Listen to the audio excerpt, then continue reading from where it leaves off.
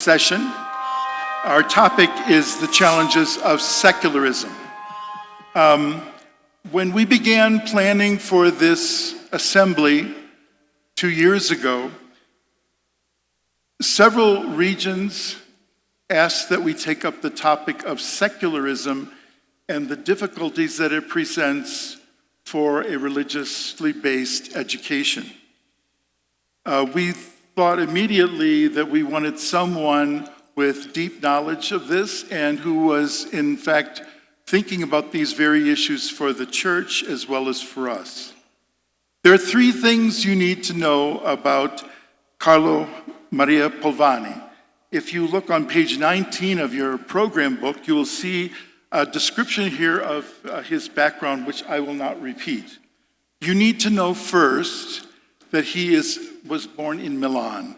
He's Milanese. He also went to Jesuit schools, but he's, in fact, 3 degrees from Jesuit schools, but he's Milanese. The second thing you need to know that since 2001, he has been deeply involved in the church in Rome and throughout the world. So he has vast experience. And the third thing you need to know about him is that he has a reputation for being charming, for being approachable, for being deeply interested in education and culture and how they affect each other. But finally, he is deeply known as a man who has a great sense of humor. In fact, they love him in the Curia because he makes people laugh. So we love you for making people laugh. So I'm going to ask Monsignor Polvani to give us his address, and then we'll have several responders. As you see on the stage here at the far end, we have Father Bagus from Indonesia, and then we have Father Rafael Fernandez, and we have Katia Passarini from the United States. So they will be listening very intently so that they will want to comment on Monsignor's talk. So thank you very much. Monsignor Polvani, please.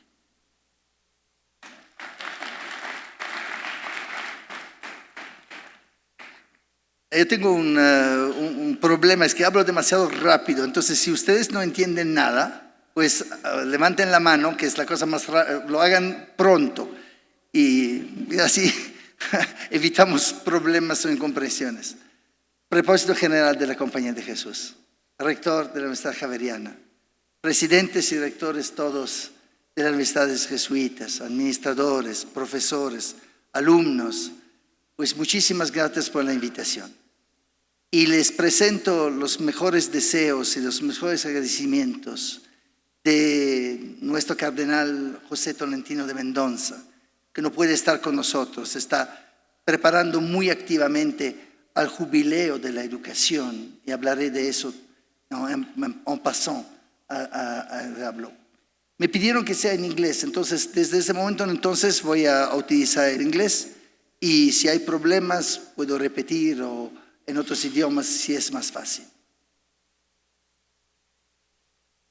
The issue you have presented me is a very delicate issue and it's a very broad issue. I know many people start their speeches like this and it's usually wrong. Now I could read what I wrote and you will probably die of boredom. Instead, I'll try to just point out the main outline of my speech, and this will give enough time to the panel and enough time to you to ask questions, and hopefully we can answer them. The structure of my talk really touches 2 points. The first really concerns what is secularism, or how can we understand secularism, or better, can we frame secularism differently than it has been so far? The second is about universities, and therefore we're going to reach to the Council of Vatican II and the main documents that regard you, Gravissimo Educationis, and the other documents, Ex Corde Ecclesiae, Veritatis Gaudium. And we're going to ask if there is anything in there that will help you deal with the challenges of secularism. Now, let's let's start with, because we are academics, I mean, we're in academic setting certainly, with admitting one bias of this talk. And it's a major bias, and if you want to take it in scientific terms, it's an assumption. An assumption I cannot prove and nobody can prove. And the assumption is the following. Since human beings have had societies, they have had a number of institutions. Law was one of them. Ubi societas, ibi jus, Roman law would say. Right? So there is no human society known that doesn't have law. And the same can be said of religion. Now, I understand religion in very broad terms. In other words, the collective and individual effort that human beings and human societies have shown throughout the ages of trying to reach a transcendent meaning to their lives and all the social effects that go with it. Behavior, moral codes, social interaction, social identity, cohesion, helping each other.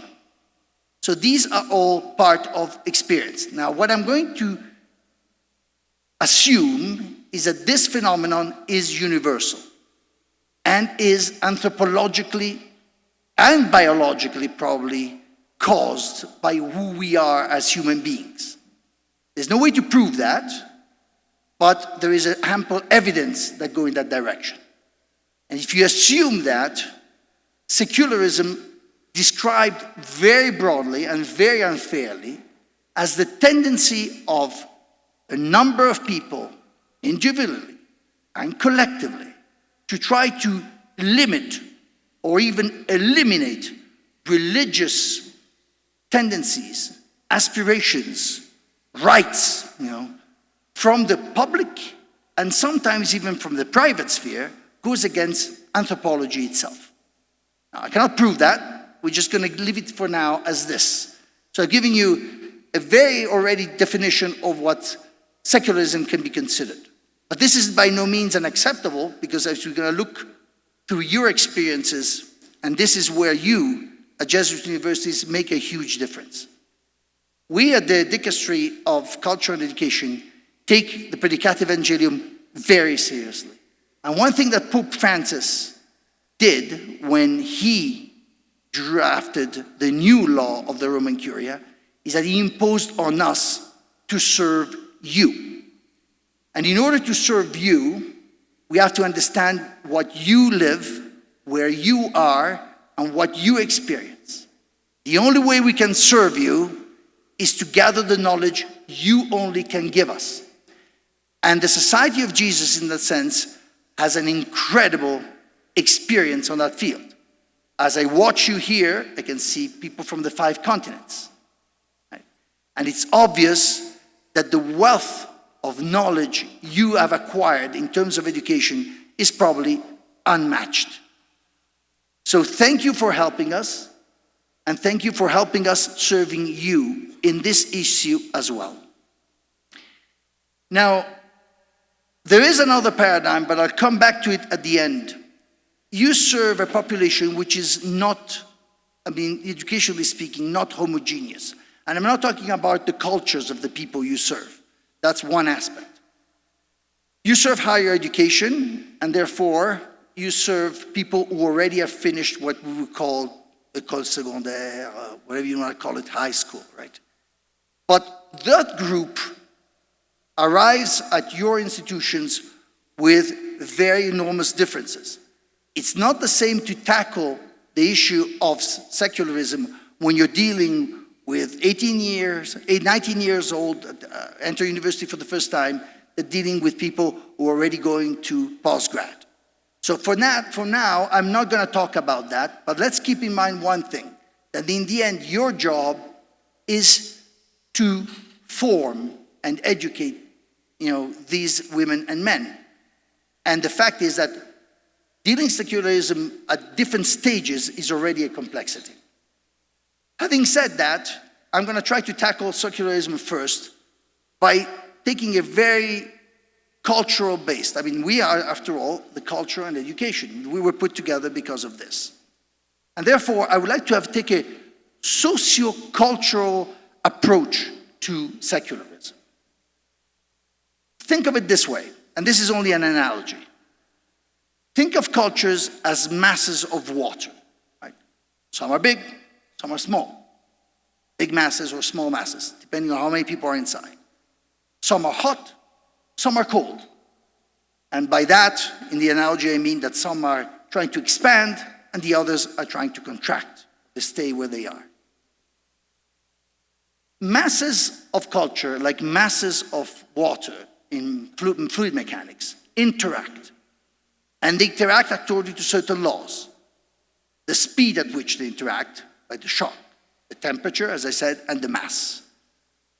What I'm trying to say is that cultural events occur when different cultures clash, and religion is part of that culture. And they meet, and then they encounter each other, they dominate each other. Sometimes they win over the other side, sometimes they lose over the other side. Right? And secularism must be understood, I think, through that lens. In other words, if we accept that secularism defines itself in opposition to religion, because it does in the end, therefore the same dynamics who makes religion interact with each other can be applied to the denial of religion themselves. Right? Now, I'm going to skip simply to one of the bases of this paradigm. Think of two masses of water that stay side by side and do not interact, either because they are the same temperature or because they are the same mass. Think when you have a very big one which is cold and a very small one which is hot, and therefore this one has to enter this one, and you get turbulence. Think when this one has basically took over the other one and the temperature goes equal everywhere. Now give it other names in terms of cultural interaction, and you call them acculturation, inculturation, deculturation, right? And by that what I mean is simply this. There are times when two cultures simply live side by side. They do interact only superficially. We as Christians are a very good example of this. And I just want to come back, and I don't say it because Pope Leo is an Augustinian. Think of Augustine, and it's a very good example of how Christianity lived these moments. He was born in the 4th century, so he was living the fruits of the Edict of Milan, 313, by Constantine. And in the Western Empire, actually the whole empire at that stage, there was the phenomenon of acculturation growing into inculturation of Christianity, was becoming dominant. But at the end of his life, because of the Visigoth invasion of Northern Africa, he saw a process of deculturation of Christianity. And then again, that deculturation would go on with the barbaric kingdoms in the West. And it would become, again, a process of inculturation. And again, of domination. And today we are facing a process of deculturation as far as concerned. I only mention this because these processes have been perennial in human life. Now, I understand there are many worries today about what's going on, but it's good to look at history and see that there are always movement and waves and interactions. So what we are living through is certainly very specific to our time, but it is not specific in the sense that nobody ever lived it before. We always lived it, although we're not conscious of it because now we live different times. And that helps us deal with the issues we have now. So when we talk about the challenge of, for instance, secularism, let's not forget that the challenge of interaction of cultures has always been present. And actually, the Society of Jesus was at the forefront of this. When the Europeans invaded or conquered the Americas, they soon realized what inculturation was and the cost of it. Right? And so you can see that this problem has been going on and on and on and repeating itself. Now, secularism in its, let's say, most easiest or simplest way really certainly comes, at least the word, from Europe. And it is directly connected with Enlightenment. It is connected with Enlightenment because there was a time at some point in history where a certain number of men, and here Certainly the French will confirm that. Diderot, Rousseau, D'Alembert, Voltaire, who postulated that the society would be better if at least in the common sphere, religion would be taken out of the equation. That was a major cultural change. It also produced a political effect, the revolution, and a revolution that spread throughout Europe, and that actually was part of the phenomenon we call the birth of, the new social order we call democracy today. Now, this being said, this phenomenon has changed over time. It took a very strong, or more strong, atheistic slant with positivism. You think of Auguste Comte, for instance, where religion was a disease and needed to be eliminated. And it took another slant. And today, the reports you send to your superiors, and eventually some of them come to us, show how complicated the phenomenon is. You speak, there is actually a category that you use. I'm talking of the knownness. I don't know if you use this exactly in English as knowns or whatever they're called, which represent this. Or some people also talk about apatheism. In other words, secularism has gone, at least in the global north, less aggressive, but more widespread, and has turned simply to saying, we don't really care about religion. And you can see this in your students. And many more students in the global north who really don't care if they believe in anything or not. But it is a form of secularism. But the point I'm trying to make is actually more complicated than that. Because you live in different countries, it's fair to ask another question. Do other religions deal with the problem of secularism the same way we deal with it? And the answer is very complicated. Just start with Islam.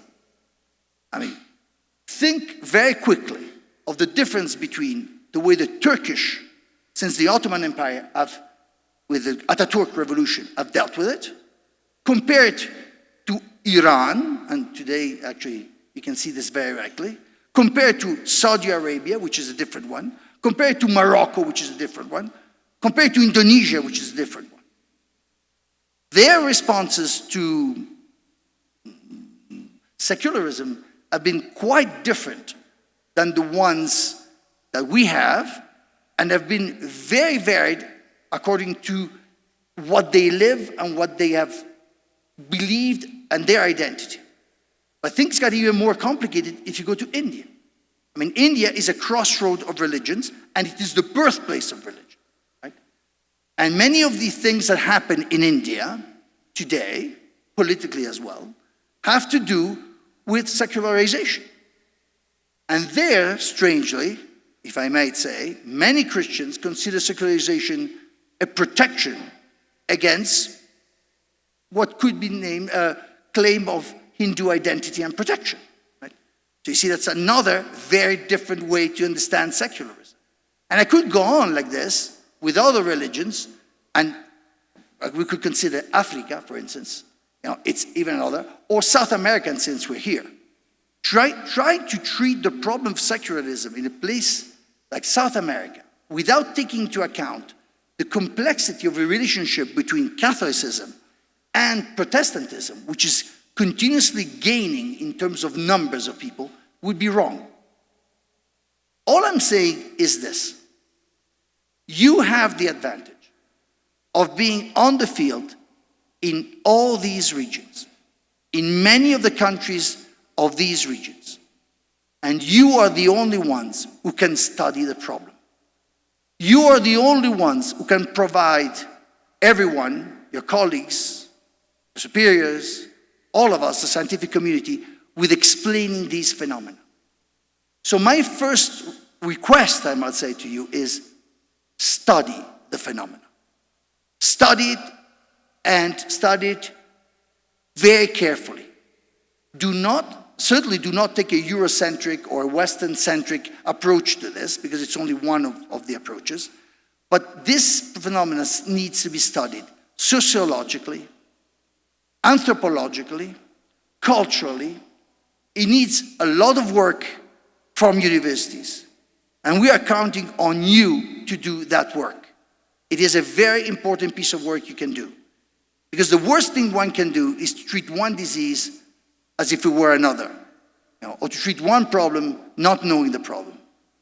So the first, I think, challenge for Catholic universities, for Jesuit universities, which are so present in the world, is do study the phenomenon where you are and try to understand exactly what is happening where you are.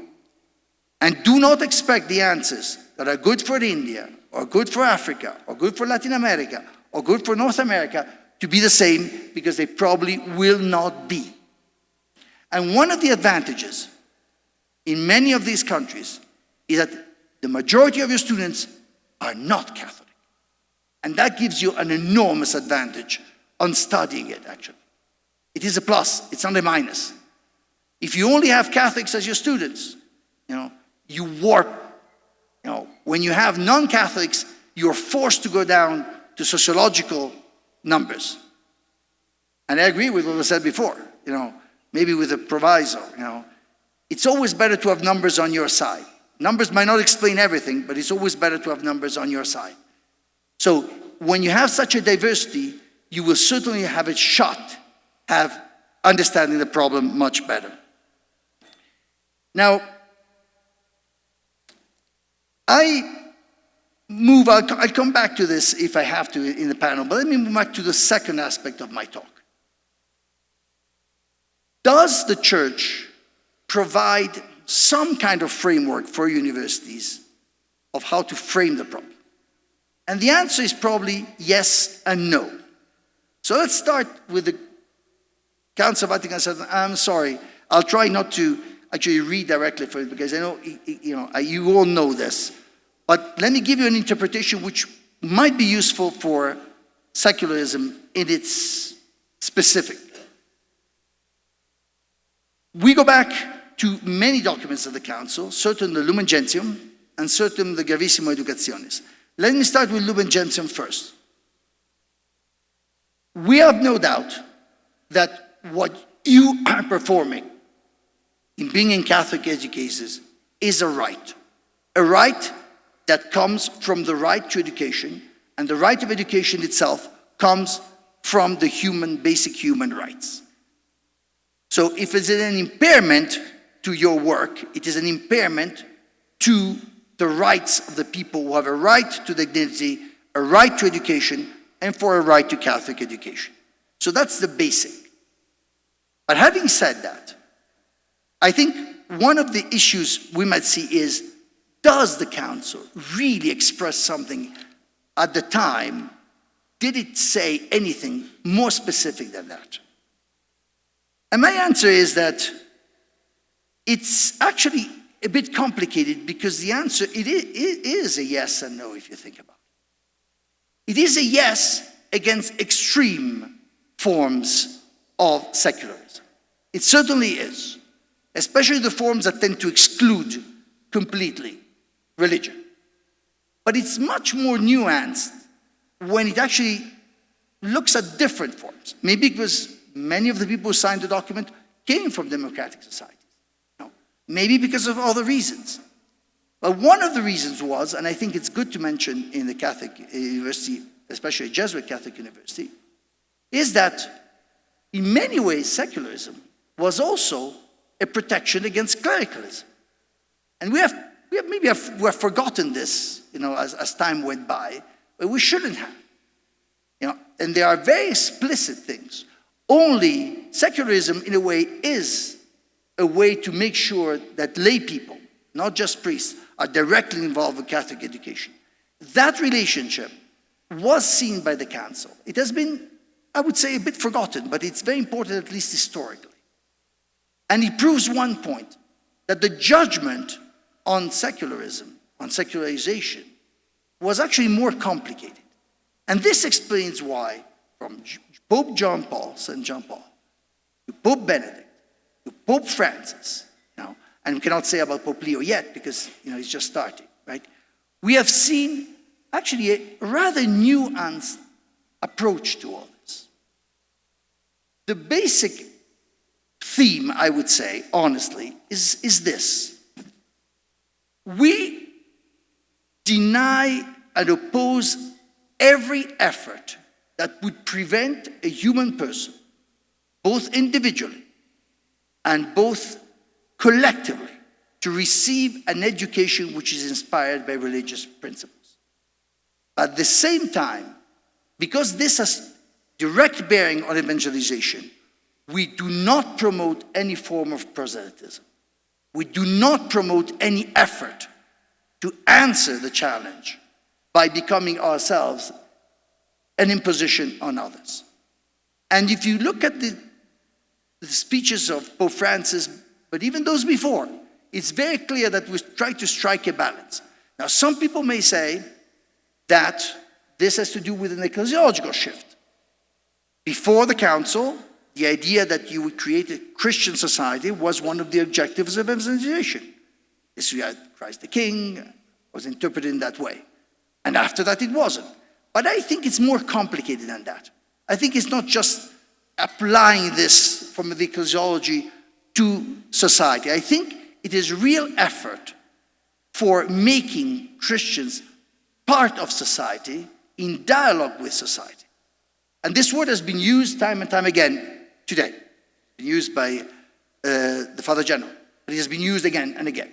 The real question is, what does dialogue mean? When does it start? When does it end? When are we dialoguing really? Or when are we stop dialoguing by attitude? Some people have even mentioned, just to be present eventually shows that you're in dialogue, right? Now, I'm not going to answer that question, but I'm going to move to the applications of these principles in the documents that regard Catholic University directly. And I would say with the Gravissimo Educationis. By the way, the Gravissimo Educationis will this year, as you already know, have its 60th anniversary and will be front and center in the meetings of the Jubilee for Education. And if you want to think about it, consider this, that what we're trying to examine is how prophetic the document was, at the same time what it did not consider, what it could have not considered, what it considered way in advance, and what it should have considered. I mean, just before us, there was the panel on mental health. I don't think there is any of this in the council or any other document. This does not mean that the people who wrote it did not believe in it. It just shows that at the time, they could not or did not have the tools to foresee this challenge. So this is an example of what we mean. And by the way, again, thank you for choosing these 5, I would say, great themes. Because when, on a very personal note, when Father Christie went to see the Cardinal, and he went to see me, and he had sent a letter to the Cardinal looked at the 5 points, and he said, we have to be in Bogota, because these are the 5, among the 5 points that are most important for the dicastery. Now, including well-being, which is an enormous problem, by the way, and I think we're just touching or seeing the tip of the iceberg. So just to remind you some of the points I've said, and then I move on to the Gravissimo Educationis. The Council has asked everybody to respect the fundamental rights of a person to be a believer. It has condemned, and the popes after that, forms of extreme secularism. It has accepted some positive effects of secularism. And it has condemned the proselyte attitude as a response. Now, I would say that all these elements, as I shift, have to be considered in what Pope Francis always called not an epoch of changes, but a change of epoch. And I would think that the way we deal with secularism today in universities is a very good litmus test on how we're going to be able to deal with the challenges of a change of epoch. The reason is that not only secularism is changing, it will change dramatically with the new changes that are affecting our society, technological, AI that you're also dealing with, and many, many, many others. So, the Gravissimo Educationis Lex Corde Ecclesiae remembers this principle. The first principle is that you are collaborators of the church in the mission of the church. And it doesn't say evangelizations explicitly. It says the mission of the church is to educate, and therefore you are carriers of this education. So in dealing with secularism, you are simply the first line of the front for the Catholic Church to deal with this issue.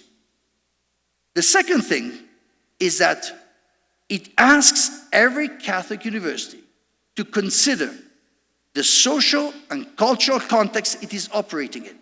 And so we go back to what we said in the first part. And this I will actually quote. With regard to the legislation, it says exactly these words. Every Catholic university, as a university, is an academic community which, in a rigorous and critical fashion, assists in the protection and the advancement of the human dignity and of the cultural heritage through research, teaching, and various services offered at the local, national, and international community level. So, I think what the Ex Corde Ecclesiae was trying to say is that on one hand, you are the mission of the church. On the other hand, you already have some direction on how dealing with secularism. And the reason is seen afterwards. The Ex Corde Ecclesiae calls directly for you to be at the forefront of the relationship between faith and reason. It is very explicit on that. In other words, it asks you at all levels, not just the researchers, as well as the students, to be examples of how faith and reason must dialogue with each other and must interact with each other. So the point, I would say, is that in dealing with secularism, your main concern is to be the fosterers of a dialogue between faith and reason that can explain these phenomena and that can deal with this phenomena and then can present them, to your students and to society at large. There will be other things to have said, but I would like to give you 2 points of reference that are still in these documents that are important. I was mentioning before dialogue and what dialogue is and isn't. We have at least 2 traces of what it is and what it is not. In the same document, it is clearly stated that dialogue does not mean being silent in front of what is not good for society. Dialogue is not about not expressing a concern about non-Christian or anti-Christian values. So the ability for a university to speak up, as you do here of your problems, is not a form of refusing dialogue. And this is also true for secularism. And the second point, which is the other part of the boundary, is that there must be an enormous attention to the cultural variations where you live. And we must expect that these variations will go faster and faster, and therefore our work will become harder and harder. In a way, what we are testing is if we are able to build a culture of encounter. Dealing with secularism is the ultimate challenge of a culture of encounter, because you're facing someone who's objectively against our values most of the time, if not continuously, if not violently, if not aggressively. Now, I will conclude by remember the first proviso that I gave at the beginning. When you deal with your students, what would be the aim when they challenge you with secularism? Now, St. John Newman, when he was British, I presume, he always had this idea that, university forms a gentleman, right? So I guess if there are any British here, I presume there are, they can explain exactly what that means. It's actually a very refined but very complicated issue, if you think about it. What does he mean? What did he mean by that? What's the objective? This is why I was considering before the age, or the age groups. What do we mean if we want to make ladies and gentlemen of people? Now, even when we talk about secularism, it's a complicated issue, but let me just say one thing where I think is the most important one. We continuously think that we teach our students by what we say. But the fact of the matter, and it's precisely true, and since somebody said it, I was educated by the Jesuits, and certainly what I learned was very important. But I am most certainly convinced that even in these complicated issues, what really mattered is what they were for me. I am sure it's still true today. People send their kids, even though they are Catholics, to our schools, to our universities, because they are people like you. They don't send them for what you say, they send them for what you are. And the best response to secularism is to show them that there are women and men who believe in Christianity and are better for it. And that is not given just to a class. That is given by your example. Now, I know there are many problems. I mean, we can see them at the dicastery. It happens all the time when people complain of what is taught and is not taught. But it is our conviction that what really matters is what you are, and especially the spirit that you have in doing it. If you give everything to your task, and being an educator is not very well paid. It's not something you do to make money. That's basic. We have here people who have been, we collaborated with them, engineers would have made much more money crossing, we're going to work for Google than working for us at Makula Center. So we don't do it for this. But the point is, maybe our first and last line of defense against secularism is embodied by each and every one of you. And thank you, therefore, for what you do, for what you are. Thank you.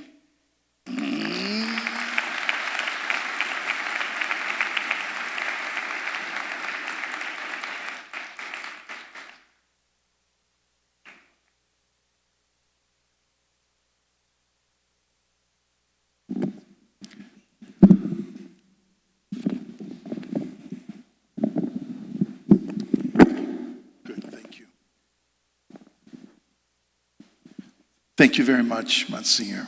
Those were inspiring words and very affirming for us. We're very, very grateful for your reflections. I'd like to let's hear from our panel. What is it that you found in Monsignor's remarks that you think we ought to spend some time thinking about? Bacchus, do you want to start with it?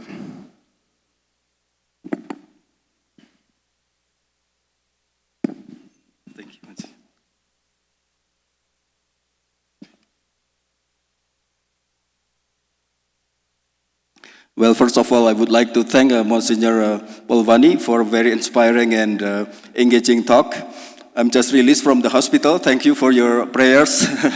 I had this acid reflux and I had difficulty breathing and talking, of course, but now I'm managing, I think. And I'm happy to find out that we actually graduated from the school, Monsignor, the Western Jesuit School of Theology. Some years ago, of course, for me as well. And I would like to first say that I find your talk very engaging because you pay attention to the details, to the plurality, to the complexity of secularization and secularism.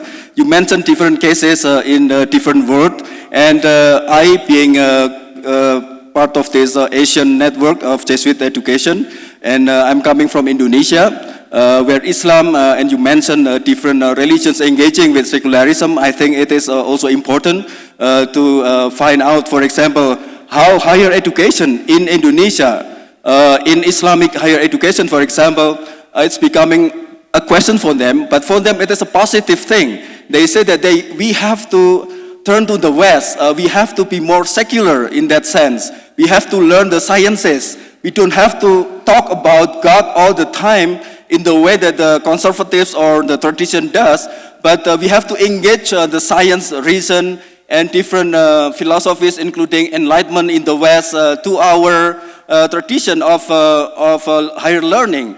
And the Islamic higher educations in Indonesia are considered to be very secular that way by the rest of the community maybe. But they're thriving, and I would say that in the global south, for example, engaging with different streams of secularizations is different as well.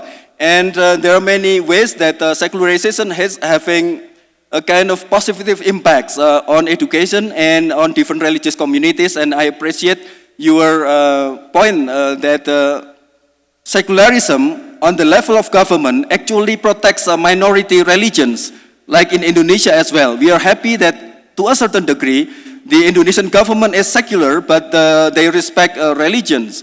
But something that is troubling for us these days, for religious communities, but also religion-based higher education institutions, is that the government, with their secular market, is trying to co-opt our religious values, not our faith in terms of pure faith. For example, Christian faith, Christology or the Trinity, for example, not dogmas, but rather our way of being as a community vis-a-vis the environment, but also economic interests, and so on and so forth. They try to engage us, to provide us even with the rights, the legal rights to mining industries. They give us for free. They say that they are helping us to foster or to do our job better with more money coming in from the mining industries. And some other religious communities as well, Muslim religious communities even are asking for that, and they're being given that kind of privilege.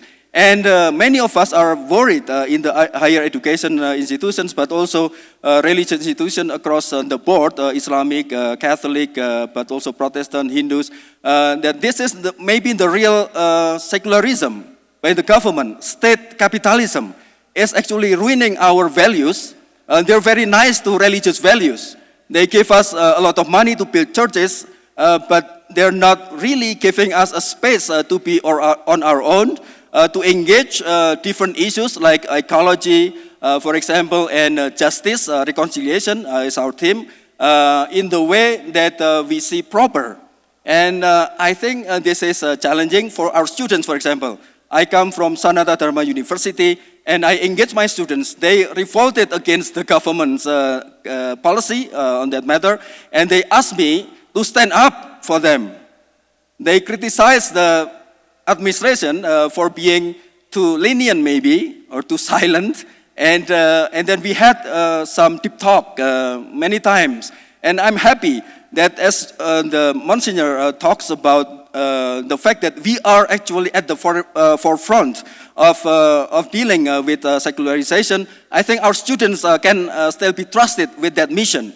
They're happy that they have this kind of awareness to oppose those governmental policies that are against our values on the deeper level of things, not just dogmas and doctrines, religious doctrines for that matter, but rather our deepest values. And I can say that, I'm happy that you emphasize that kind of role, and I will relay this message to our students. And maybe another important thing that I would like to add to your very rich talk is the category of human flourishing. You talk about culture, religion, science, and recently Indonesia is coming on top in the most recent surveys by Harvard and Baylor on human flourishing. We are surprised by this. We are never coming on top on any good thing. But this one is surprising even more for us at Sanata Dharma University, being a Catholic and Jesuit university, because what are the most important dimensions of human flourishing? There are two. The first one is the role of human connection that is actually emphasized in many cultures, and secularization is also can be responded by a more integral culture, like our culture, so to speak. and also religious observance, not just religious belief, but observance. Weekly observance is very important, and Indonesia is coming on top because we are very religious in that sense. We are observing. Muslims are very observant, Catholic as well. So I think the role of higher education here to come to terms with different forms of secularizations and secularism can be tied up to this idea of human flourishing. It can be an umbrella kind of value for us to come together. And I think our students can also be appreciative of that. When I talk to my students, most of them are now, they're still Catholic. Many of our students, the majority is Catholic, but their Catholicism or Muslim identity for that matter is rather fluid. They have this term, lock in and lock out. They would say that if they are interested in different other religious communities, they say, we are engaging them, or we are in the process of locking in. Later they will lock out, and sometimes they are never really locked out. They have this fluid and hybrid identity, but what I see as a positive force in this is that they don't relegate their religious traditions aside. When they come to terms with their own life, religion is very important in their personal life for healing, personal development, well-being. We talk about the well-being of the students just earlier. And I think religious affiliation is still important for them, but they are very active also in terms of that human flourishing, engaging culture, religion, science, but also politics, democracy, and justice. Thank you so much, Father. Father, thank you.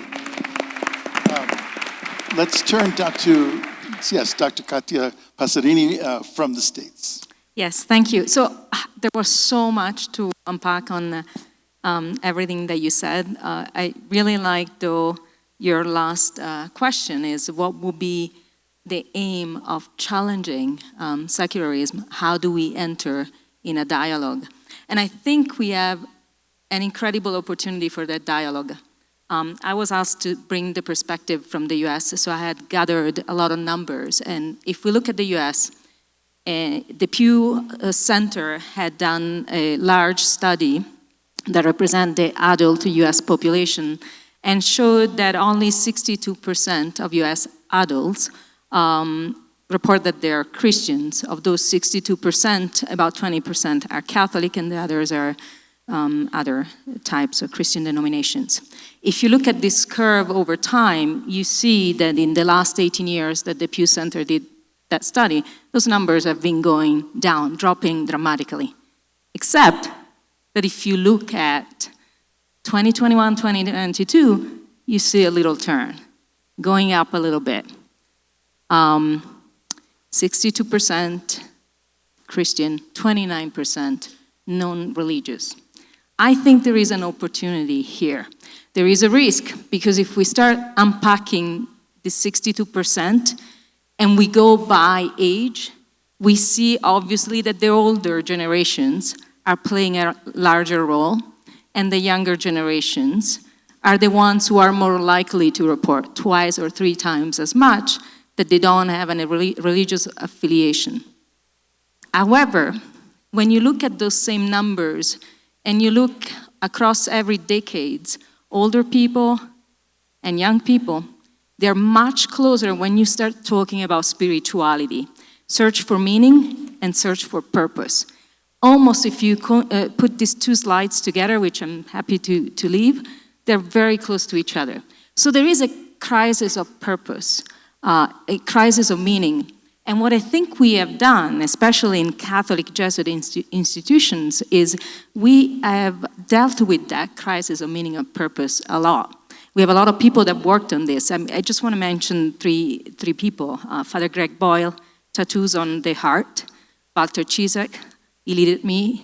And I want to go back to Father Desjardins, who talks about, evolutionary search to God that gives us hope. We have all the tools and frameworks to be able to talk about purpose and meaning. And so I think that there is an opportunity to capture that 29% and teach them, maybe in an open faith where we encapsulate all the different forms of spirituality, which doesn't mean only Christian spirituality, but means every other form of spirituality, but we can find that engagement and dialogue, and then use our body of knowledge that we have built over multiple centuries to bring them back.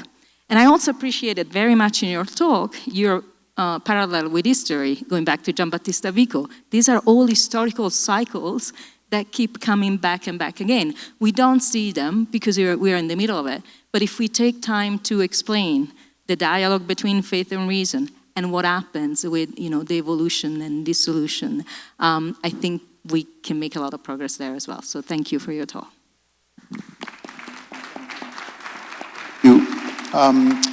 Monsignor Polvani, I will ask you to respond after this third. Okay.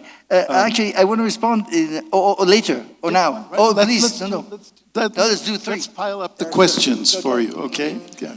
Thank you. Good afternoon. I apologize. Maybe that's all. You need your translator because I'm going to speak in Spanish. I'm sorry. I apologize for that. Muy buenas tardes y muchas gracias por la exposición muy interesante. Yo quisiera retomar dos o tres aspectos que me llaman la atención desde el punto de vista, podríamos decir, espiritual. Una de las últimas frases con las que terminaba, es decir, nosotros como creyentes, como la mejor defensa contra el secularismo. Esa frase me quedo con ella, me parece que es fundamental y sobre todo fundamental cuando la pensamos dentro de la dimensión universitaria, donde, también lo ha dicho en la exposición, estamos llamados a pensar el tema y a pensarlo con mucha profundidad. Y pensarlo con profundidad, y con eso retomo otra idea suya, es ver la diferencia, ¿no es cierto?, que existe entre las diferentes realidades donde se va dando la secularización. De hecho, en América Latina o en el Perú, difícilmente hablaríamos de una post-secularidad, como ya se habla en muchos otros lugares, sino que estamos en pleno proceso de secularización. Solamente para mostrar algo de esa realidad, de esa particularidad, haciendo eco de su exposición, en el censo nacional del año 1981, la proporción de católicos en el Perú era el 95%. 95% se decía católicos.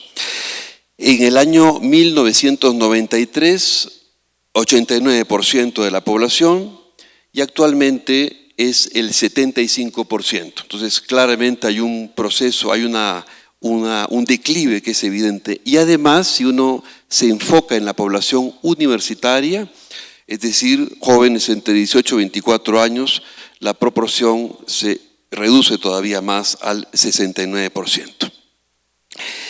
Y todavía haciendo eco de esta invitación también a reflexionar sobre la secularidad ya desde este lado del continente, yo venía pensando en una particularidad que fue detectada rápidamente por la teología de liberación como una espiritualidad propia de América Latina y que tiene que ver con la comunidad. Es como la dimensión potente de la espiritualidad de América Latina. Y precisamente lo que observo hoy, más bien, es una suerte de polarización, ¿no es cierto? Todos vemos esa polarización. Lo que yo me preguntaba era si la polarización es solo un signo de esa secularización o si es precisamente la expresión misma de la secularidad o de la secularización. Y a mi modo de ver es un poco ambas cosas. Y en particular porque no hay, digamos, en esas posiciones polarizadas, no hay manera de existir, digamos, si no es porque cada una de esas posiciones diversas defiende su posición, ¿no? Defiende su propia perseverancia, digámoslo así, en el ser, olvidando totalmente o dejando totalmente de lado el compromiso con otras realidades, con el Evangelio, con la vida de más allá y con otros tipos de sentidos, ¿no? Entonces, en ese sentido, valga la redundancia, me parece que es fundamental regresar a esta dimensión comunitaria. Quizás venía pensando que habría que decir que en el principio era el logos, es decir, en el principio no era el ser, en el principio era el somos, como lo diría perfectamente Gabriel Marcel, y por lo tanto habría que desarrollar o recuperar como antídoto ante esta secularidad o secularización, esta dimensión de la metafísica del somos, de la que hablaba o solía hablar Gabriel Marcel. Gracias. Thank you very much. Monsignor. So, I'm going to take them backwards. Empiezo con la última, porque es en español. Hay aquí personas que conocen más de la teología de liberación que yo, entonces me atrevo a decir algo de lo cual no estoy seguro, pero voy al punto. Los números no mienten. La pregunta para mí es, ¿estamos hablando de una decristianización o de una decatolicización? Y el único estudio que yo, estoy hablando de Latinoamérica, por supuesto, perdón, no he especificado esta cosa. Es decir, vemos que desde México hasta el sur hay un fenómeno en el cual decimos, los protestantes suben sus números proporcionales de creyentes y nosotros católicos perdemos. La pregunta es, ¿la gente nos deja para ser cristiano con otros o nos deja porque en general la gente está dejando la religión, ¿no? Y conozco, que yo sepa, un estudio que fue muy interesante, y por eso ustedes ahí son fundamentales en ese tipo de trabajo, por la Universidad Católica de Honduras. Era muy sencillo, es decir, que estudiaban la gente cuánta gente recibía los sacramentos, cuándo se los recibían, por qué habían dejado. Y ahí llego a la cuestión de la teología de la liberación, de la cual yo no soy un experto, digo la verdad. Uno de los efectos de la teología de la liberación es que creaba comunidad de bases, muchos, no siempre, pero muchos. Y varios estudios han demostrado que donde estaban comunidades católicas en comunidad de bases, la penetración de los protestantes es inferior a los otros datos. Ahora, hay varias formas de interpretar ese dato. Una forma que se puede interpretar es porque en aquellos lugares reciben servicios ya que los protestantes los proponen. Por ejemplo, ayuda con la casa, ayuda con la comida, con la leche para los niños, ¿no? El hecho que hay real efecto sobre ellos les protege. Una segunda interpretación que es más profunda, yo pienso, y que es típicamente cristiana, es eso. Por eso yo mencionaba al valor de cada uno de ustedes. Nosotros cristianos vendemos humanidad. En esto somos una religión bastante poco común en realidad. Los cristianos no se vuelven cristianos sino por conocer a otros cristianos. Entonces, uno de los efectos de tener cristianos cerca de los cristianos, cerca de los que no son cristianos, es una atracción fatal. No vamos a convencer a los otros que es bonito ser cristiano si no somos nosotros mismos físicamente. Y yo pienso que es absolutamente cierto, y aún más para el catolicismo, que es muy encarnado y muy práctico. Piensen en nuestras instituciones. ¿Qué hacemos? Misa y fútbol, misa y toros, misa y comida. No, juntamos siempre los lados humanos, reales de la gente, con los aspectos trascendentales. Pero veo aquí que alguien seguramente conoce más que yo esa cuestión, y dejo la cuestión abierta.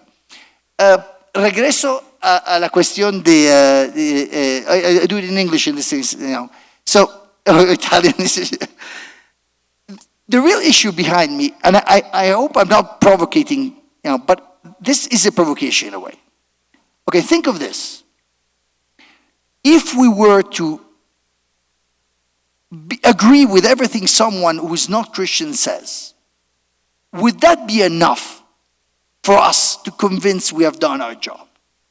I mean, if they agree, we should love each other. If we agree, we should respect each other. If we agree, in other words, if it walks like a duck, it ducks like a duck, is it a duck?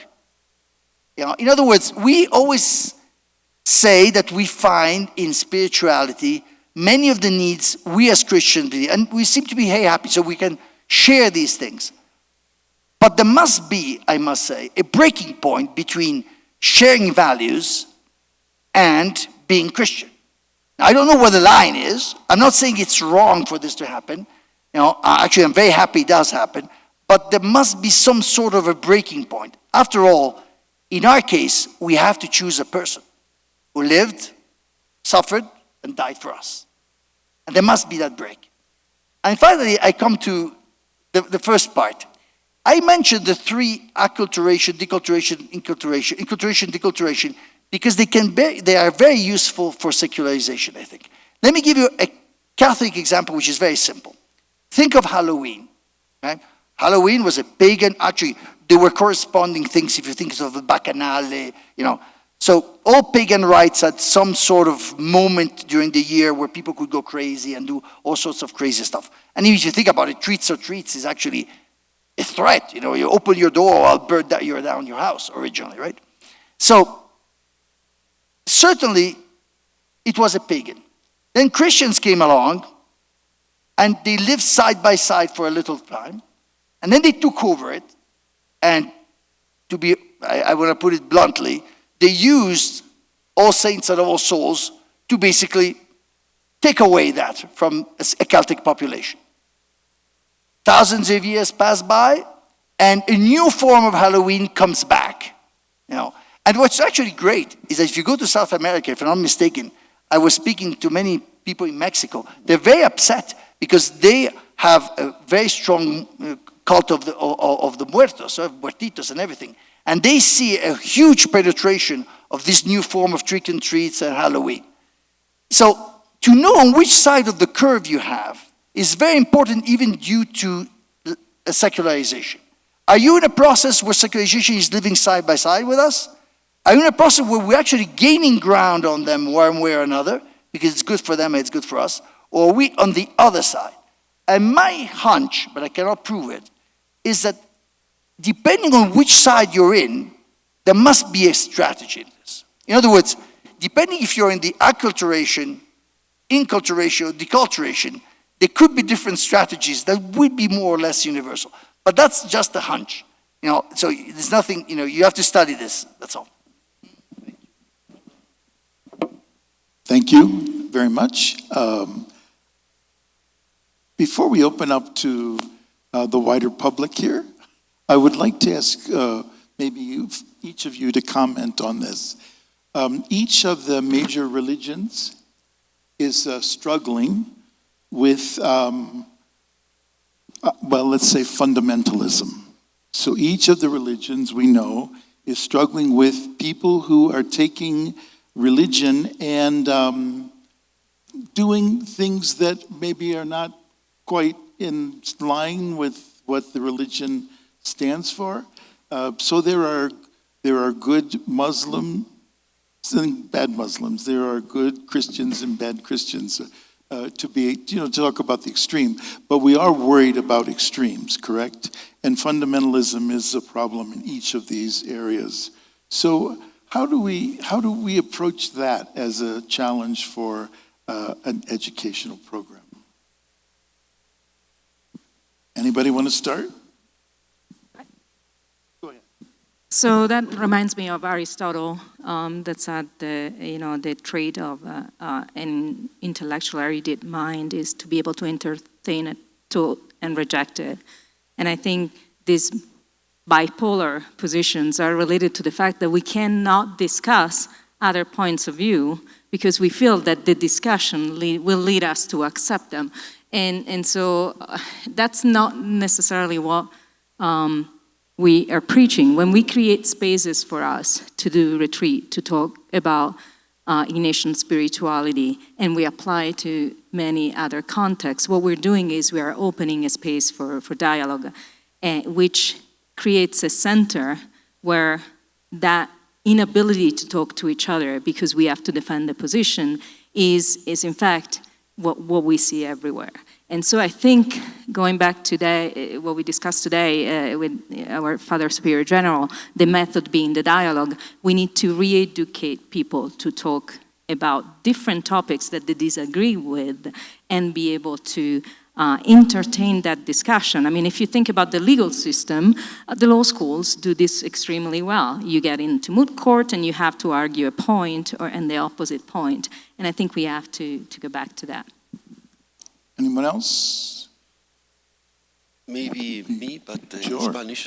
Go for it. Bueno, sobre el tema del fundamentalismo sí que es una preocupación permanente. De hecho, en la alusión, en la intervención anterior, cuando hablaba de polarización, me refería de hecho a estos grupos fundamentalistas que ahora han sido capaces de organizarse políticamente y llegar incluso al poder. Por ejemplo, están en el Congreso y de hecho tratan de vehicular cierto tipo de narrativas, etcétera. Hablan de una batalla cultural, etcétera. Quizás alguna de las cosas que dicen pueda ser verdad, pero en realidad todo viene empaquetado dentro de una fórmula asociada pues ciertamente al fundamentalismo, al literalismo, etc.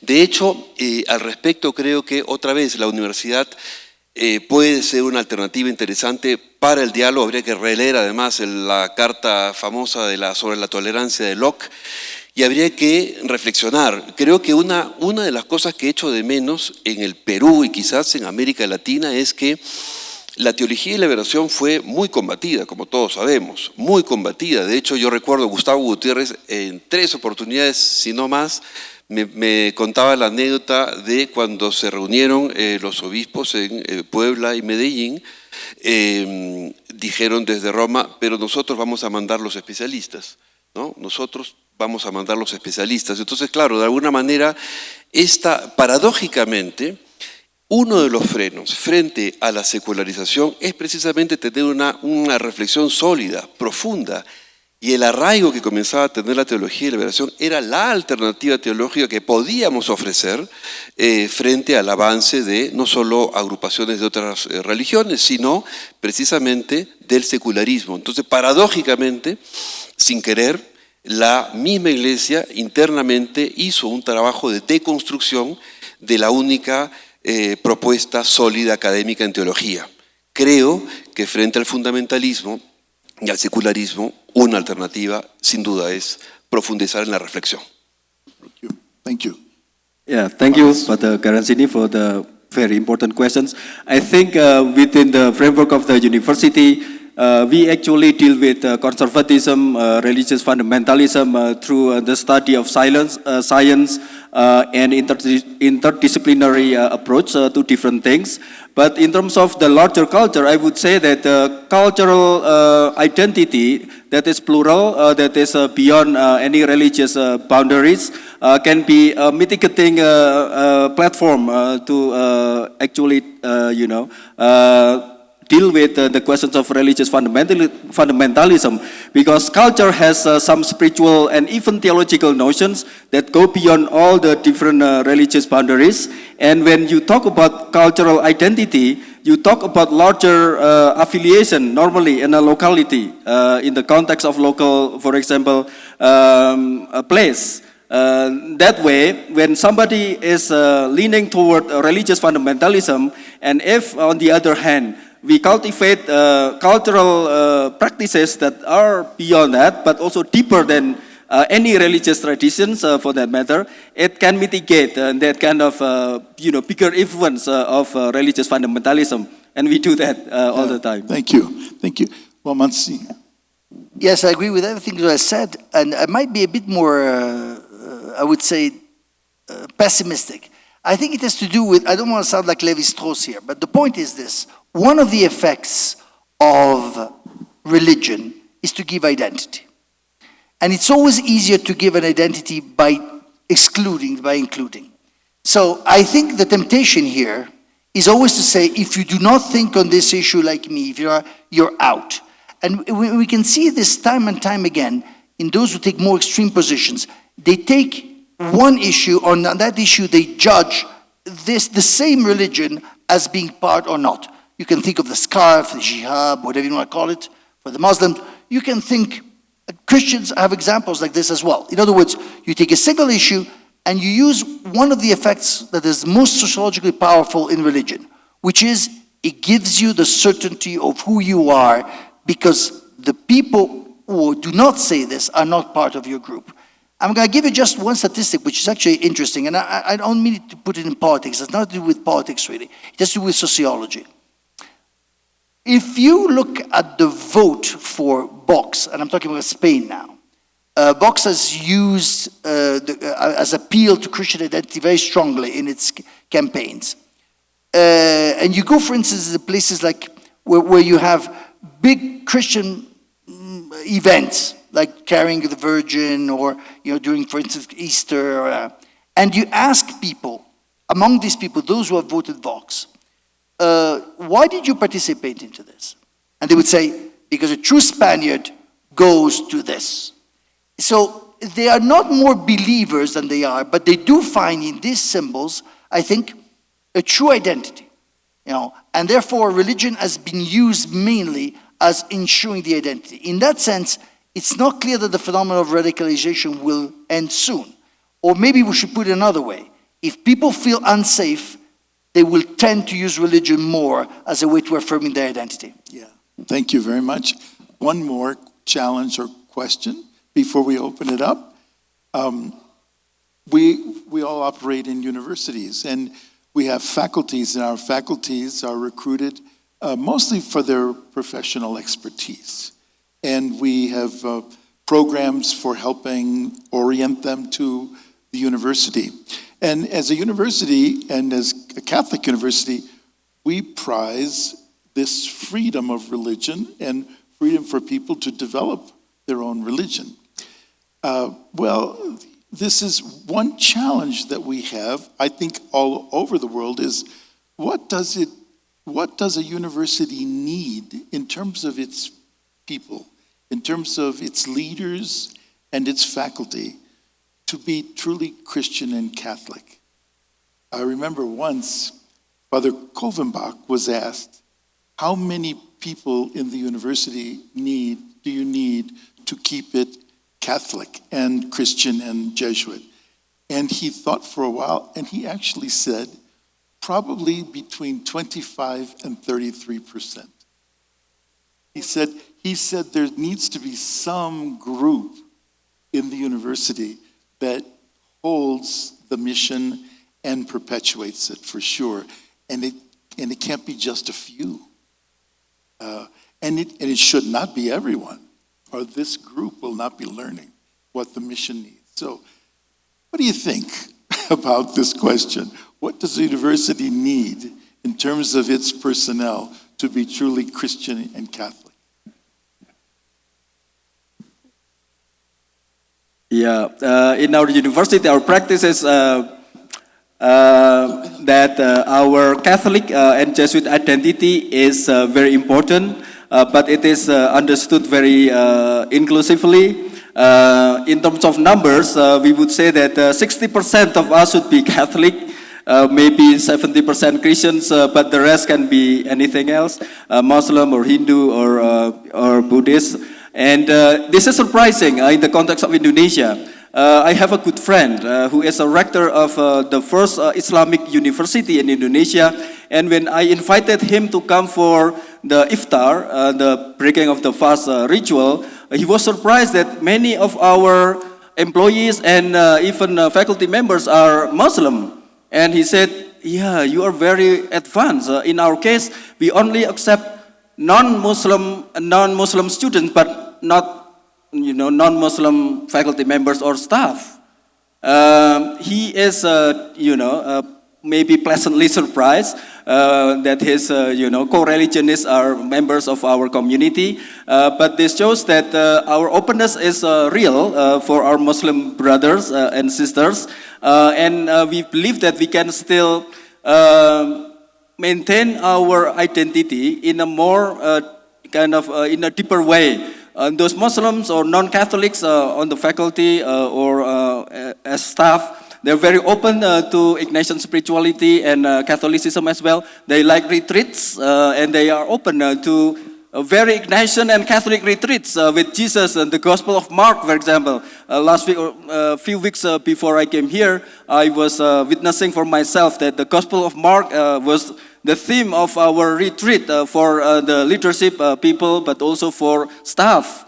And they liked it. The Muslim students say, Father, we have to do this more when we do that with the students. So I think maybe the numbers are not very important, but the atmosphere of inclusivity, of tenderness, of genuine care for others, of humanity, common humanity, is something that is more important to create that kind of situation. Thank you. Yes.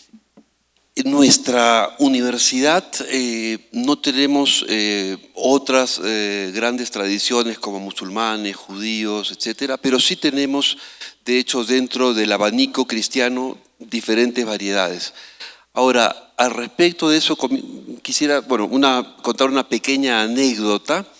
Un jesuita que enseña teología en nuestra universidad, hace 3 años varias veces me repetía por activa y por pasiva, como decimos, ya nadie cree, me decían, nadie cree. Porque claro, en el salón enseñaba teología y se sentía frustrado, bueno, en fin. Sin embargo, ahora, de hace 1 año o 2, me dice que uno de los frutos de los cursos de teología es que los jóvenes empiezan a remitirse a sus propias religiones originarias. No es el propósito del curso de teología, pero empiezan a encontrar sus propias raíces religiosas, originarias. Fuera de eso, nosotros proponemos ciertamente el modelo cristiano humanista ignaciano. No sabría decir qué proporción de la comunidad académica es católica. Yo sospecho que la mayoría, y siempre donde tenemos más reparos es en ofrecer los ejercicios espirituales. Ciertamente lo hacemos y con frecuencia, y todas las prácticas y los ejercicios e instrumentos ignacianos en general es por donde proponemos lo católico, pero lo proponemos. En ningún caso hemos todavía hecho alguna propuesta obligatoria. Nothing is mandatory for now. No, es broma, no. Okay, so I wouldn't dare to contradict numbers at this point, although if I'm not remember correctly, a score that talked about 50%. So I don't think we're not there. We will never be there in the US. But I think I want to measure the outcomes, right? There is a way to see how people behave in an institution that tells you whether it's working and it's enough. So I've had experiences at 2 universities, and Gonzaga is yet to be, so I'm sure I will experience the same. But let me share a couple examples. One, a Catholic university where we were discussing the core curriculum, and there was a presupposition, an assumption that only certain faculty in certain departments, including theology and philosophy, could really be the real representative because that's how you do mission. The entire faculty at the university were like, we all do mission at this university. We have modules of Catholic social teaching in every course, even if it's a criminal justice course. So that, to me, is doing it right. Another university experience where we were blessed with a large number of priests on campus. When we had the Gaza-Israel conflict, the priest community deployed all over the institution. At a time of uncertainty, seeing members of the priest community on campus gave a lot of certainty and hope to a lot of people. And then you see, in addition to that, the number of young students that at any hour of the day are visiting the chapel. That, to me, is a good number. Very good. Very good. Monsignor, you have the last word. My answer is I don't know. I have no idea, and that's why I'm listening carefully. But my impression is that there is a tipping point, as in everything. I mean, most scientific, experiments show the principle of the tipping point. And I feel that one of the elements of the tipping point, I don't know if it's 25 or a quarter of a third, and certainly many of the students who appreciate the most our Catholic education are non-Catholics. And this is true in many places. Even non-believers. We had a prime minister in Italy that when he went to the Jesuits, he went to Mass, and he says he's a non-believer. But he goes to Mass because he said it helped him frame his life. So you can see this time and time again. I think one element I seem to be recurrent is this. And I have seen it in my life. So I don't know if it's really applicable to everything. Until Catholic professors have enhanced the humanities, it makes a huge difference. I'm especially talking about schools here. And the truth is, if you're teaching math, I mean, it's sort of a no-brainer. you probably are not conveying directly any effect on the person if you're doing it professionally. But when you teach literature, philosophy, having a professor who asks the right questions and is extremely important. I think if we lose, and this is why in universities, Catholic universities, it's very important that we form people through humanities and philosophy and theology, because that's where usually people tend to react and ask the big questions about their lives. Thank you. That was a very correct answer. Thank you. So let's open this up to the floor here. Does anyone have a good question? We get a mic for you. Please say your name and then where you are from. So very interesting, and I really was inspired by most of the reflections. I come from India. I'm Joe Arun, the Society of Jesus, Chennai province. Recently also I have been appointed as chairman of State Minorities Commission by the state government of Tamil Nadu. I'm visiting almost 24 districts I have visited. The districts where I listen to the concerns and issues of minorities, religious minorities. The Indian secularism is totally different from the Western secularism. Indian secularism embraces the idea of religious diversity and aims to create a society where people of different faiths can coexist peacefully. This is what in letter. But in reality, every minority group is unable to live. They are living in fear. And wherever I listen to districts when I go, they say we are not able to construct cemetery. We are not able to build a church. Hindu fundamentalists are attacking. They say encroachment like this.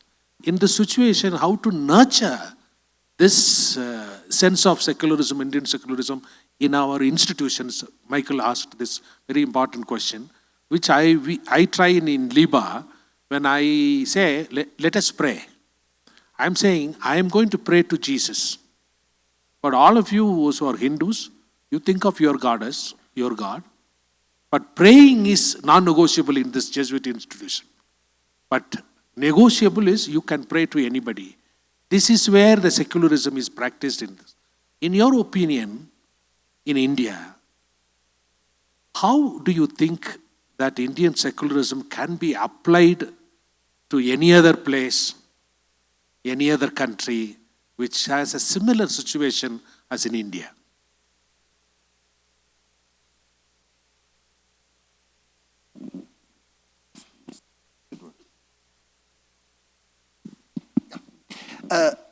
The truth is that I'm very ignorant about the Indian. The first trip to go to Indian universities, by the way, we're thinking of doing it in 2026. I will probably go. So the truth is, I am ignorant, and to answer your question would be totally unfair.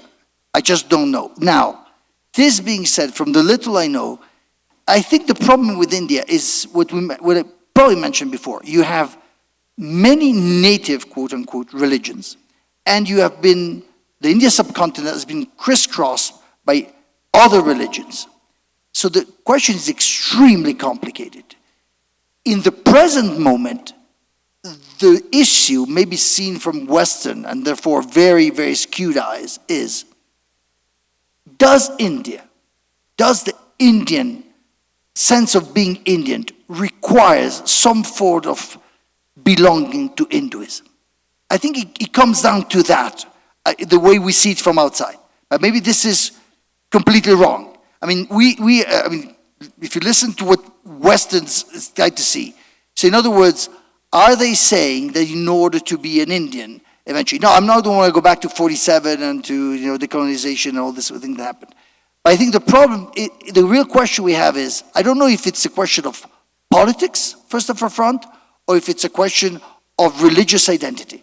The truth is that I do not know, and I think you are the only ones in India who can inform us of what's going on.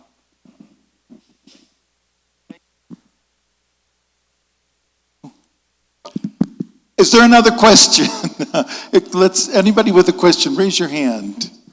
Anyone want to address any of these issues? Yes, back here, good. Well, thank you, Father Garanzini.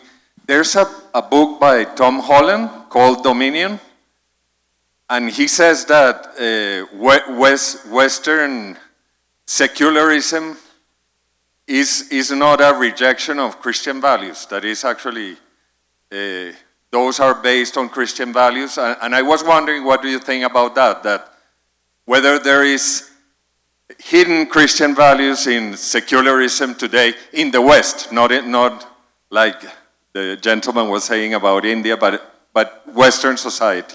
What do you think about that? Thank you. Some people want to add. Now, I think part of the problem here is, I don't know if you ever seen this book. Benedetto Croce was a strong anti-fascist. He was a philosopher. Was Hegelian. And one night when he wrote a book which is quite famous, at least in Italy, which is called Why We Cannot Consider Ourselves Christians. In other words, because secularism was born in the West, it is not surprising that all forms of Western secularism are full of Christianity, that they want it or not. Now, one could even say, think of Christianity was at the basis of the separation of powers. We never think of this, but the fact that you have the papacy against it, it's already a separation of powers. Christianity, Western Christianity, is probably at the basis of many institutions like the Bill of Rights. So to say that secularism it's actually complicated, because the question you would have to ask is, could you take out of secularism its religious Christian basis and sort of, you would do like a chemical experiment in which you're able to separate these two elements. I don't think the two elements can be separated, so the question remains open. That's my first answer. I think you had also mentioned that in your talk when you said that secularism had the positive aspect of also allowing a larger portion of individuals to participate in civic discourse and decision making. So I think that aspect is right on point. There is that intersection between the two, but also the opportunity to open the discussion. I wanted to go back to the India example and the difficulty. And again, same as Monsignor, I'm not an expert in this area, but I want to go back to Father Chiswick's book. That is a great godsend on understanding what it means to be a person of faith in a very dangerous environment. And yet that's what provided that relief for him, as it was in Russian camps, to be able to celebrate the Eucharist also in hidden and difficult conditions. Is that a solution? No, but it created a sense of purpose and ability to continue to be there next and close to the people, and support their needs for that spirituality. So again, it's not a solution, but it's certainly something that we can consider.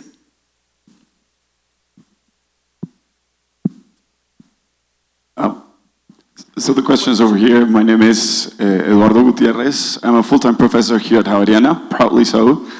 I'm also a research fellow at the University of Oxford and Georgetown University. I want to thank everyone for your interventions, and Monsignor, thank you for your kind words. I just wanted to ask a brief question. You said at one point that the ultimate challenge for a culture of encounter was secularism, right? And I think I understand and share your concern and the spirit behind it. But in light of what's been said about the different kinds of secularisms, of even the beneficial side of some forms of secularisms in specific countries, in light of additional problems like fundamentalism, I just want to ask a question, and it's this: might it not be useful for us to change the approach and understand maybe not secularism as the issue, maybe something about secularism and fundamentalism, right? And I will take the risk of quoting the order of preachers here in the Jesuit University. Timothy Ratcliffe, who was created cardinal last year by dear Pope Francis, has a book in which he talks about the problem of closed imagination, for example, closed discourse, might that not be useful to describe what's the issue that's shared between fundamentalism, the negative side of secularism, etc.? Thank you. I think you're right, and I think it is probably right. Nonetheless, I think there is one cause of secularism which does not boil down to that. In other words, and that's the one which is basically due, and I'm going to simplify it enormously. Armando Matteo is the secretary of DDF, of the Dicastery for Doctrine of the Faith, has had this theory when he was a theologian and still has it. And I think the ultimate cause of secularization, now this is my pro-sociological side. Why does secularism in the West seem to occur when the level of life and industrialization occur? I mean, there's a strange, at least, I'm not, it could be, I'm not saying it's a post hoc propter hoc, I don't know.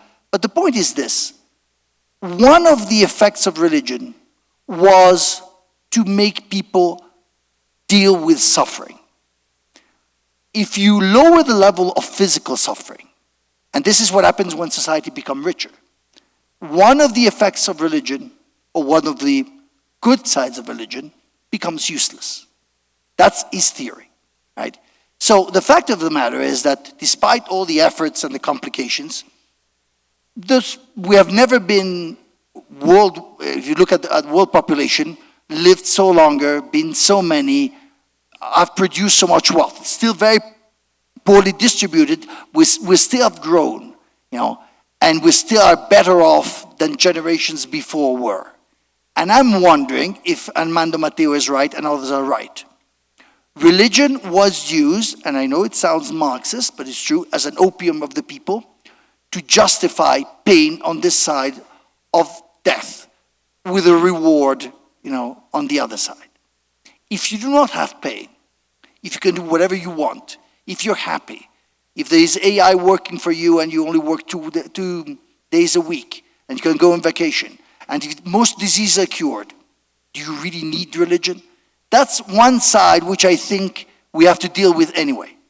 As the physical and global wealth of the population increases because of the advances in technology, maybe there is a side to religion, or at least a side that religion filled, which becomes useless for humanity. So this is the only proviso I would make.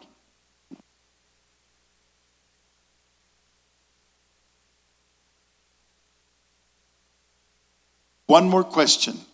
Yes.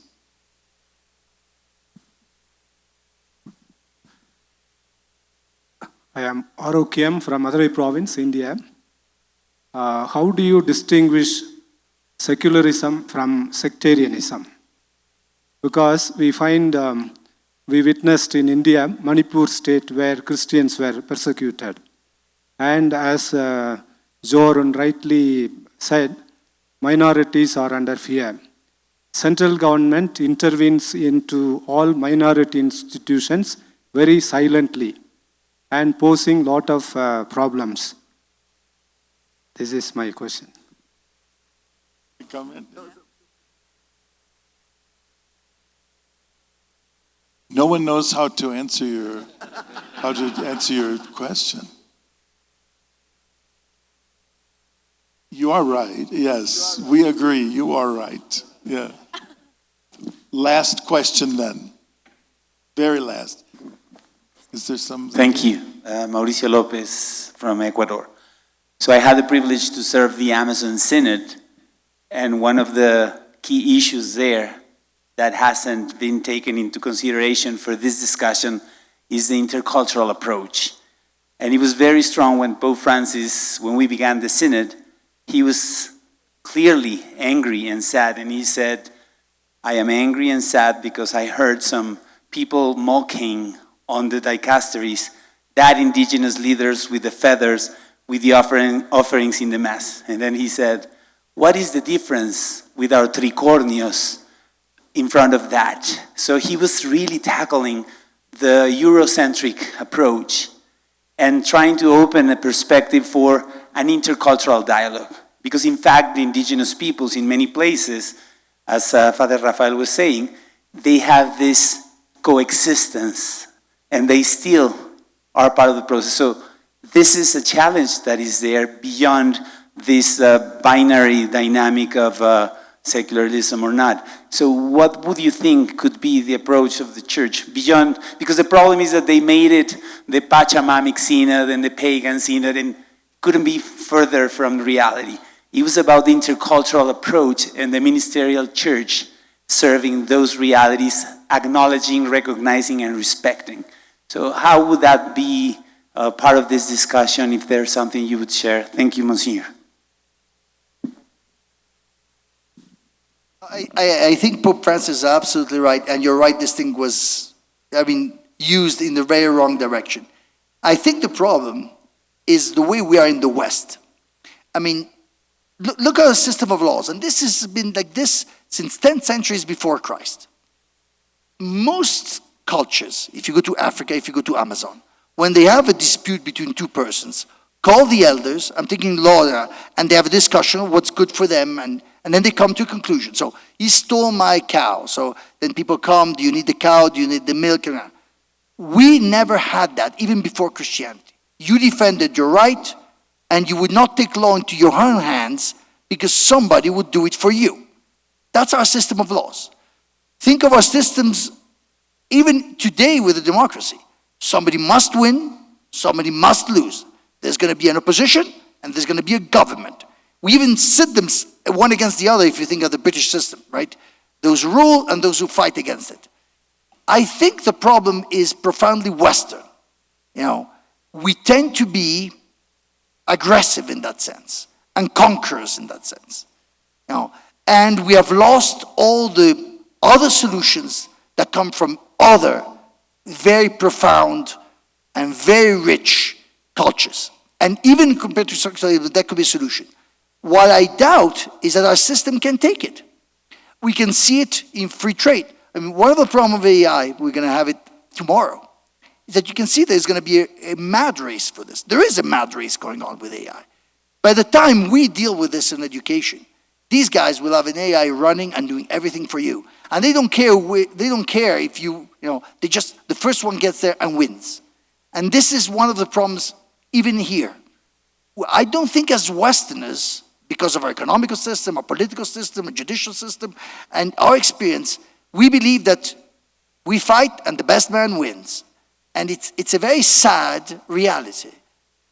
But unfortunately, it's something of a disease in the West. I don't think we're going to, because we're so performant, we tend to keep going with this.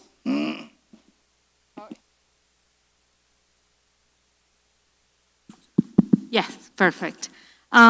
So I think that this morning in the dialogue that we had a call from Father Superior General on continuing to be global citizen and protect interculturalism. And you think about the African way of saying Ubuntu. I am because we are together. And I think understanding and continuing to listen to these different intercultural dimensions is not just Christianity versus, but it's our dialogue together. So I think that's the way forward. Otherwise, it becomes yet another dichotomy, like faith and religion. We have created another one. And so interculturalism is essential.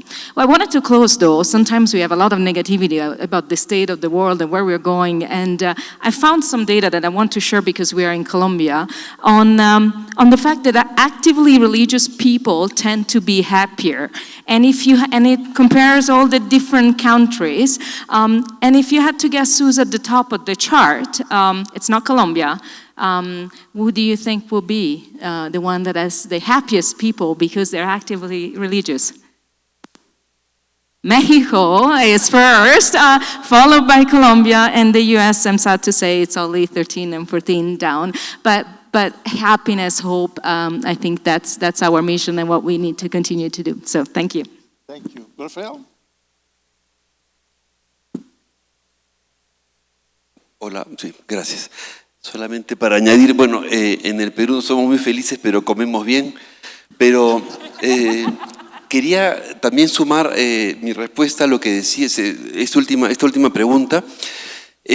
Rápidamente he recordado un libro muy bueno, que me gustó mucho sobre el secularismo, que es de Peter Berger, donde habla de las minorías cognitivas, ¿no? Me parece que es un concepto que probablemente habría que recuperar, las minorías cognitivas, que tiene que ver quizás con algo que tenía que ver directamente con una de las preguntas acerca de la India, ¿no? Y probablemente es una categoría que tenemos que recuperar. No es el caso en el Perú, donde todavía mayoritariamente somos católicos y donde todavía frente a situaciones determinadas que son políticas inclusive, los políticos lo primero que hacen es llamar a un intermediario de la Iglesia, ¿no? A ver, ¿qué dice el cardenal Barreto? ¿Qué dice? Entonces, antes de, ¿no es cierto?, o mejor dicho, como parte de la resolución del conflicto, llaman a algún mediador de la Iglesia, cosa que sospecho que es casi inaudita en la mayor parte del planeta, ¿no? Pero todavía en el Perú ocurre eso.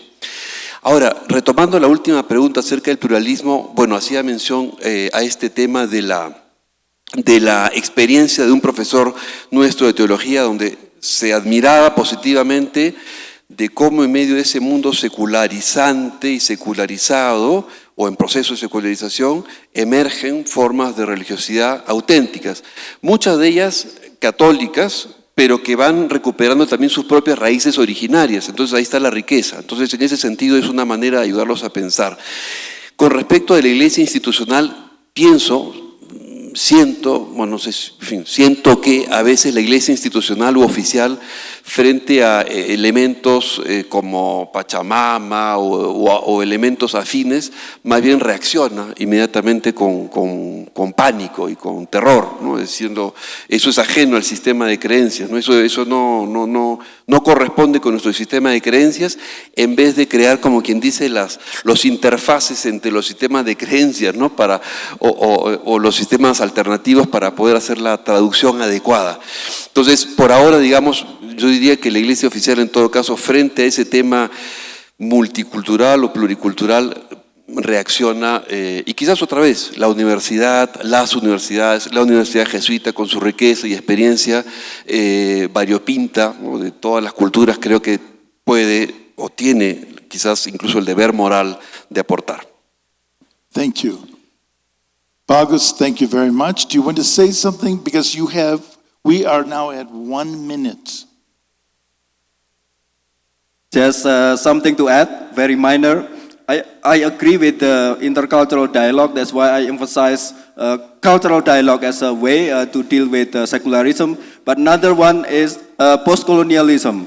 I think intercultural dialogue can be misleading if you don't take into account the post-colonial imbalance of power that happens within cultures as well. Thank you. Thank you. August, thank you. Rafael, thank you. Muchas gracias. Christine, thank you very much. Monsignor Carlo, the man of the hour, thank you very, very much for your presentation. Thank you.